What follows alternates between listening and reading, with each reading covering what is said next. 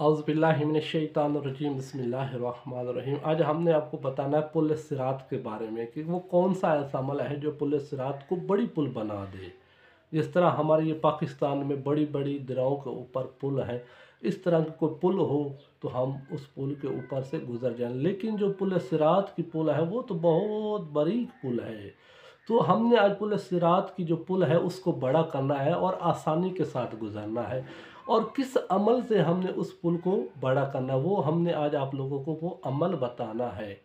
तो रसूल पाक सल्लल्लाहु अलैहि वसल्लम इरशाद फरमाते हैं कि जो शख्स भी शबान का 26 रोज़ा रख लेता है तो अल्लाह उसके लिए पुल सिरात को बड़ा कर देता है और ये इरशाद फरमाएगा अल्लाह कि ऐ मेरा बंदा तो इस पुल सिरात से आसानी के साथ गुजर जा, तुम्हें कोई नुकसान नहीं होगा। तो ये कौन सा अमल था जो इंसान को पुल सिरात से गुजार देगा? वो यही था शबान का 26 रोज़ा रखना, जो इंसान को पुल सिरात से गुजार सकता है। और वो पुल छोटी पुल नहीं होगी, वो दरिया की पुल नहीं होगी, वो बड़ी एक समंदर से भी ज़्यादा पुल बड़ी होगी, जो एक बहुत बड़ी पुल होगी जिससे इंसान को कोई खौफ नहीं होगा, कोई डर नहीं होगा, कोई गिरने का डर नहीं होगा।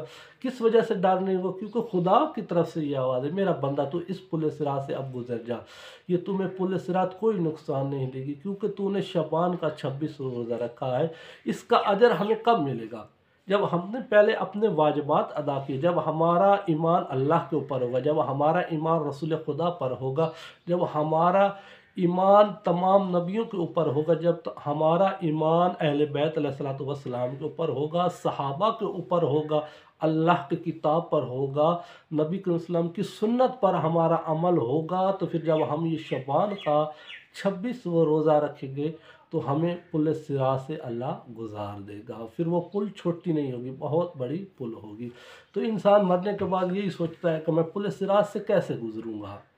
तो ये कोई अमल हर इंसान के लिए है, कोई ऐसा अमल होना चाहिए जो हमें पुल सिरात से गुजार सकता है और पुल को बड़ी पुल बना दे और फिर हम उससे आसानी से गुजरे और हम सीधा जन्नत में चले जाए। तो ये भी सोचना चाहिए पुल सिरात से जो गिर जाएगा वो सीधा जहन्नम में जाएगा। तो उस जहन्नम से बचने के लिए, उस पुल को बड़ा पुल बनाने के लिए हमें कौन सा अमल करना है? तो हमने शबान का 26 रोज़ा रखना है, जो पुल सिरात को बड़ी पुल बना देगा और हम उस पुल से आसानी के साथ गुजरेंगे। और खुदा की तरफ से भी ये निदा है, ऐ मेरा बंदा तो आसानी के साथ चला जा, तेरे ऊपर रहमत है खुदा की। जब इंसान वो गुजर जाएगा तो सीधा इंसान जन्नत में जाएगा। ये कौन सा अमल था? ये शबान का कौन सा अमल? 26 रोज़ा रखना, जो हमें पुल सिरात से आसानी के साथ उस पुल छोटी पुल को बड़ी पुल बना देगा। इस अमल की वजह से खुदा फिर हम आसानी के साथ उस पुल से गुजर जाएंगे।